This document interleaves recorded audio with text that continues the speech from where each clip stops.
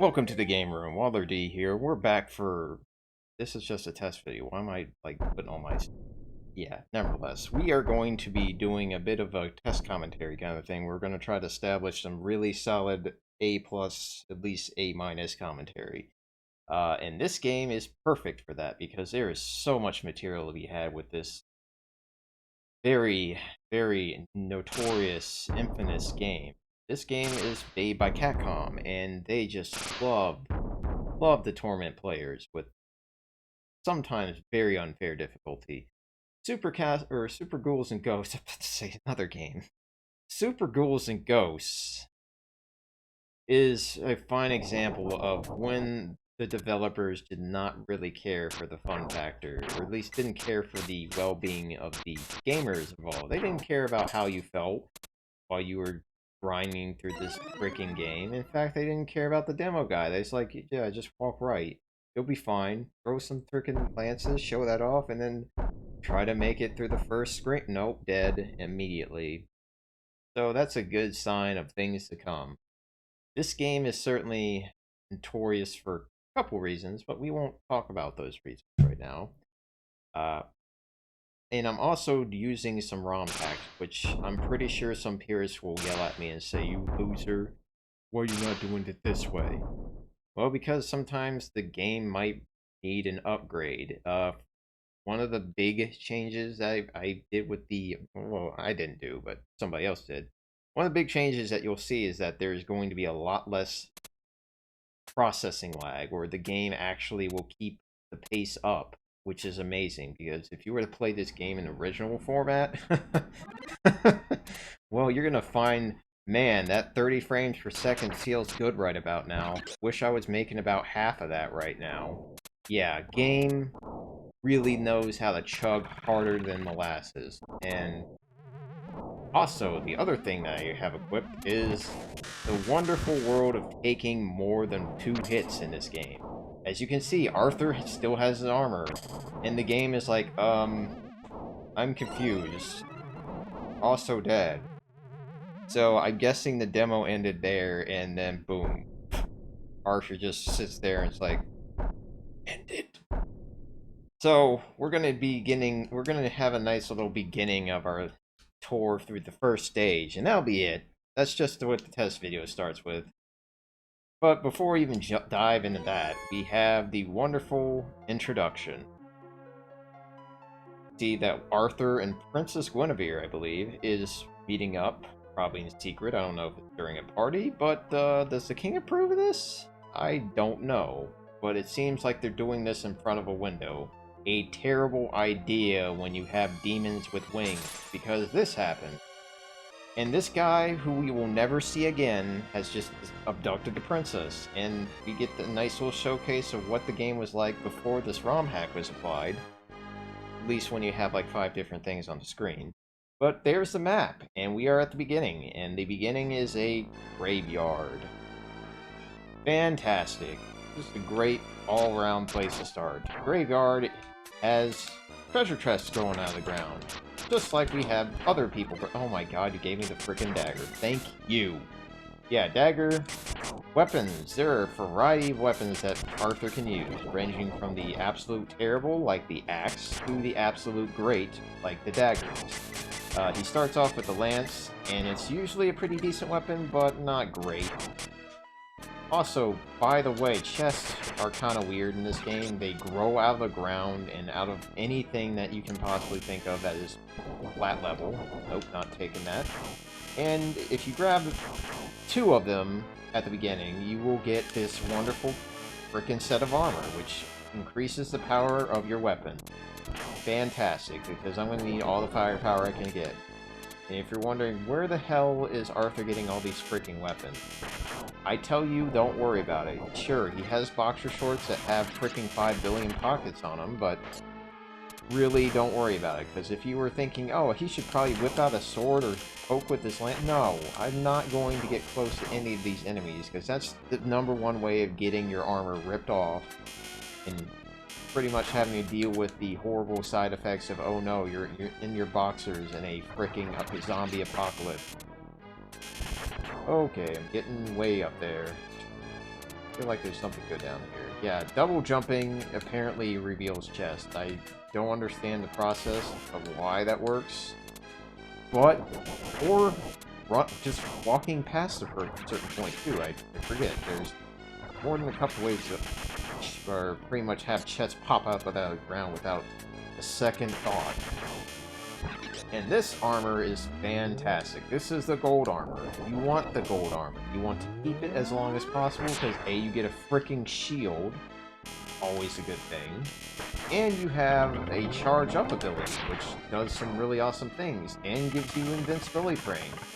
A very rare treat indeed in this game. Where, can you stop popping up that ground? I'm trying to get underneath these freaking barfing towers of god-awful... I don't even know where we're at anymore. Like, Jesus. Did they just, like, decide to throw everything into this particular spot? Ah, lame. If this is... Yeah, screw that. So, yeah. Gold armor is great. Too bad I just lost in a matter of moment. So, one thing about this ROM hack with the armor is that it does really goofy things, like as you can see, my armor now looks a lot cooler with the whole shoulder pads, and we are now on a very forbidden coast. This is a very bad place here, Arthur. Be sure to sit on these things right here, because if you don't, you get dragged into the ocean and die immediately. There's no ands, ifs, or buts about it. You will die instantaneously if you're not on one of these things. Oh, thank God, I got more armor. Sweet. Oh God, make it, make it. I really hate that jump. That jump sucks. Like, that jump kills many, many people. Especially when you're trying to get used to the committal jumps that Arthur makes. What I mean by that is Arthur is so committed to saving his honey that, if he jumps once, he's pretty much stuck on that arc unless he jumps again, which you can either jump upwards, backwards, or just forward. Massive problem. Massive problem. Because, actually, I guess he does have those damn things, huh? What am I thinking, though? Maybe he had the cape? Whatever. Nevertheless, if you make a jump, you're pretty much committed to it. It's not like Mario, where you could actually guide yourself slowly after the jump. No, you're stuck the hell and back when you're making that jump. Also, I'm now realizing something. Actually up here where I have to jump. And there goes my armor. And hell no. I want my dagger.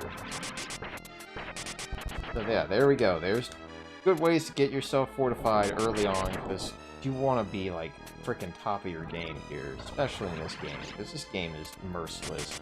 It gives no craps about how you're feeling about the situation and how well you're prepared for it. It will find ways to devastate your existence in a matter of moments.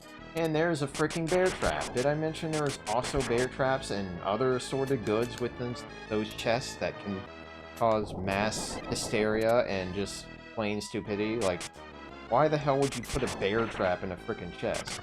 Unless you're demons. I mean, they are jamming those things into the ground. For God knows why. I will say the fertilizer is doing wonderful for them. Doing all the green grass and all the bodies just rising from the earth, of all things. That's just insane. Hey, you can stop spitting out for skulls. That's not a good way. That's like absolute littering. Alright, so here we got the Forbidden Coast again, complete with tsunami-like waves. I mean, that is literally like a screen tall. That's like, I'm assuming at least 50 feet tall. I've never heard of waves that high, but I'm pretty sure there's been waves that crazy. I love also the temptation that they throw at you at times. Like, oh, you might want to get that chest, and then have to deal with a magician sometimes. Yeah, that's what you have to worry about. You want to jump right around there so you can actually make this jump. And you want to jump very early here, because you don't want to fall into here, because this is where the continue point is. Making mistakes there all the time pissed me off, because it's like, I'm about to make it, just a little bit more. Nope, Guess what? Back to the start. No thank you. So if you made it to this point, pat yourself on the back, because you just got through the beginner's wall. Beginner's wall is some hell of a wall, honestly. And if you heard that sound effect, that is not that one, but the one before is basically you got an extra life. Yeah, an extra life that's going to last about 2 seconds. You get this, do some nice double jumping, and there's another freaking bit. Really, really. So sadistic this game can be. Just the fact that, like, oh yeah, you're gonna make that. Nope. See what I'm talking about here, guys. The game does not give a rat's ass. It just does whatever it pleases, and you just have to roll with the punches. No, I do not want that freaking item. So yeah, if you let that guy just sit there and do his little magic spells, he will turn you into a variety of wonderful creations, like a seal, a baby, an old lady, I think. And change the music implies that we have met the first boss of the game, and this is a cockatrice, and this thing has spinal injuries where he stretches his neck out about 2 billion feet, and by that I just mean about, I want to say 4 lengths of his actual head, and he sometimes regurgitates eggs from his mouth. That is not how things work with those eggs, buddy. But once you kill him, he apparently was holding a key all this time, and this key somehow had your armor with you. So here you go, here's your armor back. But as long as you have a good weapon and just keep far away from it and deal with the eggs it spits out, or at least the young that comes out of those eggs, which is creepy, you'll be fine. But we're going to end this video here. I just wanted to see how this test video would work. And I really appreciate you guys watching this video, and I definitely thank you for your time. Now, if you liked this video, be sure to give it a thumbs up. But the most important thing I feel, is the comments, the feedback, the, hey, you should probably do less of this, or hey, I enjoyed what you did here.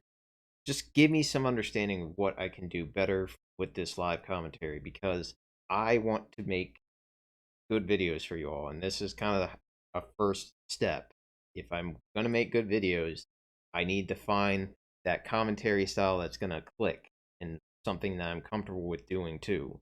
So this one is more of me kind of letting my mind wander and just trying to cover every little thing that I see and do and have happen to me. I do feel like some things about it aren't as great, but at the same time, I feel like my mind doesn't have to get stuck with the, hey, thinking, can you, think about a joke? Oh, crap, there was 2 guys in a no. Don't want to do that, because, I feel like that was kind of a hindrance of some of the videos in the past, but here, not too bad. I feel like, yeah, there's something here. I just need to pinpoint on it. So, if you guys enjoyed this video, again, give thumbs up. Definitely give some feedback or comments, because I want to get better at this. And most important, well, I wouldn't say most importantly, it's more the comments. But I would appreciate it if you did like this video and you want to see more of it. Subscribe, because by all means, I don't mind that. But yeah, I really hope you guys enjoyed the video, and thanks for watching. Have a great day, and adios.